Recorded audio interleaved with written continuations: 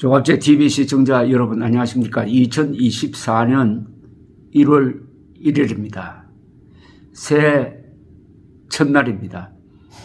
올해는 한국뿐만 아니라 세계 여러 나라에서 선거가 있습니다. 특히 한국 사람들의 행복과 불행에 큰 영향을 줄 선거는 오는 4월의 국회의원 선거 그리고 11월의 미국 대통령 선거가 될 것이라고 봅니다.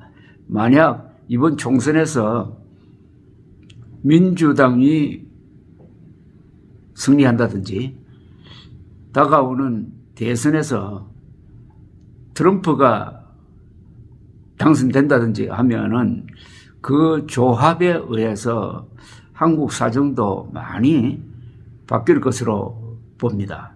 그는 그 두 개의 시나리오가 가장 한국인으로서는 감당하기 참 괴로운 결과가 아닐까 하는 생각이 듭니다만 선거는 아무도 모릅니다. 그리고 선거는 진다고 생각하고 죽을 똥 살 똥 뛰는 사람이 이기는 경우가 참 많습니다. 지금 어느 쪽에서 절박하게 도전자 정치인으로 선거에 임하느냐에 따라서 승패가 결정될 것으로 봅니다. 어제 한동훈 국민의힘 비상대책위원장이 짤막한 신년사를 발표를 했습니다. 대통령 신년사는 나오지 않았으니까 일단 여당 대표 격인 비상대책위원장의 신년사를 제가 소개를 해드리겠습니다. 한동훈 비상대책위원장의 신년사입니다. 존경하는 동료 시민 여러분, 국민의힘 비상대책위원장 한동훈입니다. 지난 한 해 좋은 한 해 되셨기를 바랍니다. 여러분 모두에게 지난해보다 나은 올해가 되도록 저와 우리 국민의힘이 한 발 앞서 부지런히 준비하고 실천하겠습니다. 미래는 온전히 우리에게 달려 있습니다. 국민의힘은 결연한 의지를 가지고 미래를 위해 할 일을 하겠습니다. 국민의 힘부터 변화하겠습니다. 무기력 속에 안주하거나 계산하고 몸살이지 않겠습니다. 국민의 비판을 경청하며 즉시 반응하고 바꿔나가겠습니다. 동료 시민과 함께 공동체를 지키고 미래를 준비해 나가겠습니다. 모든 국민의 삶에 집중하고 함께 하겠습니다. 저희가 더 잘하겠습니다. 저희와 함께 해 주십시오. 감사합니다.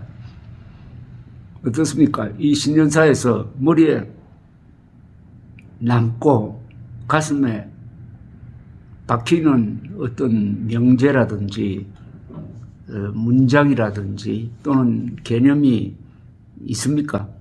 저로서는 조금 아주 평이한 문장이고 읽어보면은 별로 남는 게 없는, 다만 존경하는 동료 시민 여러분이라는 이 표현, 동료 시민 여러분이라는 표현이 그 뒤에도 또 나옵니다.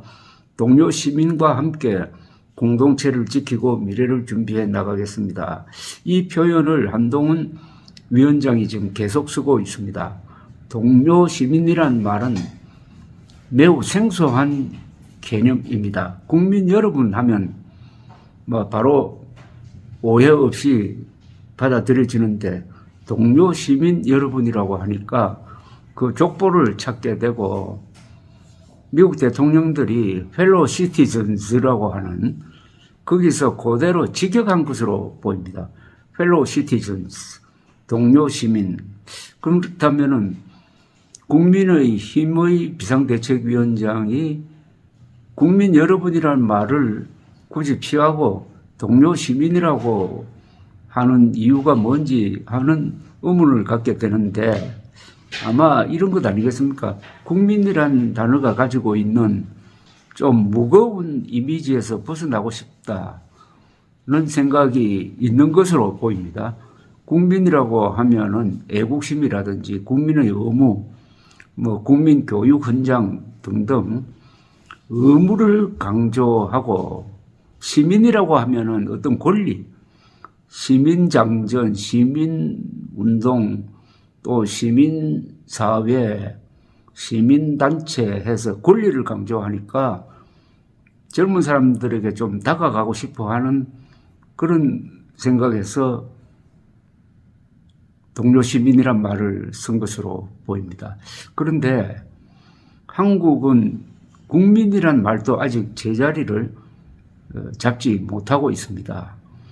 한국에서 준동하는 이 종북 좌익 세력들은 국민이란 이름을 쓰지 않으려고 아주 몸부림을 치고 있습니다.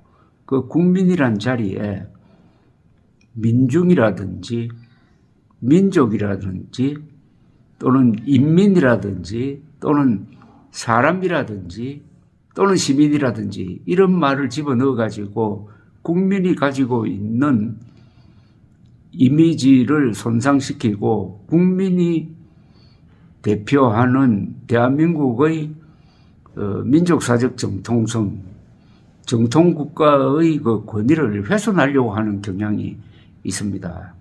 이 국민이란 말은 여러 곳으로부터 도전을 받고 있습니다. 북한에서는 국민이란 말을 쓰지 않죠. 인민이라고 합니다.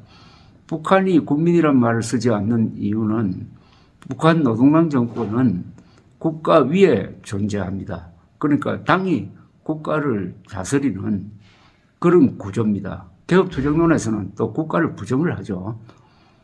또 대한민국은 그런 당을 국가 밑에 놓고 국민이 주권자니까 국민이란 이름을 지켜야 인민이라든지 민중이라든지 사람이라든지 이런 말을 가지고 국민의 개념을 약화시키고 그걸로 해가지고 국가적 통합성을 저해하려는 그런 책동에 대해서 막아설 수 있는 겁니다. 국민의힘의 전의 이름은 미래통합당이었습니다. 김종인 비상대책위원장 시절에 국민의힘으로 이름을 바꿨습니다. 저는 이 명칭이 별로 좋은 이름이라고 생각하지 않습니다. 국민의힘이라는 좌파 단체가 있었거든요. 그런데 일단 국민이란 말을 씁니다. 우리나라 역대 정당 중에 국민이란 말을 쓴 정당이 참 많습니다. 그런데 동료 시민이라고 하니까 국민의 힘이 앞으로 무슨 다른 노선을 가려고 하느냐 하는 생각까지 가지게 되고 무엇보다도 동료 시민이란 말이 한국의 역사 속에서 그리고 한국 현대사의 정치 발전 속에서 별로 족보를 찾을 수 없는 뿌리가 없는 용어입니다. 물론 이준석 지금 개혁신당을 만들려고 하는 이준석 전 국민의힘 대표도 탈당 선언문에서 대한민국 시민이라고 했어요. 대한민국 국민이라고 하지 않고 다만 대한민국 시민을 줄여버리면 국민이 되긴 되는데 그래서 저는 앞으로 한국의 보수를 새로운 방향으로 이렇게 개혁하고 이끌어갈 두 지도자가 있다면 현재 떠오르는 사람이 한동훈 50세, 39살의 이준석 두 사람인데 두 분이 다 국민과 멀어지려고 하는 이런 어떤 움직임에서 한국이 처한 엄숙한 상황에 대한 안이한 자세를 좀 느끼게 됩니다. 대한민국의 현재의 상황을 한 문장으로 요약을 하면은 민족사적 정통성과 삶의 양식을 놓고 다투는 타협이 절대로 불가능한 총체적 권력투쟁이 남북한 사이에서 이루어지고 있습니다. 여기서 민족사적 정통성의 핵심은 뭐냐 하면은 한반도에서는 정통 국가는 대한민국 뿐이다. 그 국가는 바로 국민들이 주권을 갖고 있다. 한민족 역사 속에서 대한민국 건국이 위대한 것은 최초의 국민 국가다. 네이션 스테이트다 하는 점입니다. 그래서 우리나라 헌법에는 거의 모든 조문이 국민으로부터 시작됩니다. 국민의 권리와 의무를 규정한 것이 우리 헌법입니다. 거기에는 동료 시민이란 말이 없습니다. 그리고 인민이란 말도 없어요. 민족이란 말도 없습니다. 따라서 국민을 중심으로 뭉쳐서 대한민국을 발전시켜 온 이런 역사 속에서 다른 사람들도 아니고 민족사적 정통성을 개성하고 한국 현대사의 흐름을 이어가야 할 보수 정당의 중요한 사람이 계속 동료 시민이라고 하니까 귀에 거슬린다는 말씀을 먼저 드리고 싶습니다. 감사합니다.